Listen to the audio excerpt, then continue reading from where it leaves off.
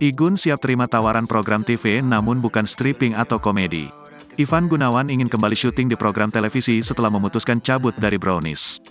Diakui dirinya siap menerima tawaran program TV, namun bukan stripping atau komedi. Saya sih berniat untuk meninggalkan televisi, sebenarnya, tapi kalau misalnya pun ada tawaran aku pengennya ada syutingan yang tidak stripping, kata Ivan Gunawan. Atau bukan acara komedi gitu, mungkin program-program yang lebih serius. Atau aku jadi judging, dan aku juga mungkin aku tidak mau dengan adanya program yang mengikat ya, tegas Igun. Di sisi lain, Igun berujar dirinya masih ada kemungkinan untuk kembali ke Indonesia. Sebagai informasi, Igun menggelar pameran yang menjadi persembahan terakhir sebelum dirinya tinggal di luar negeri.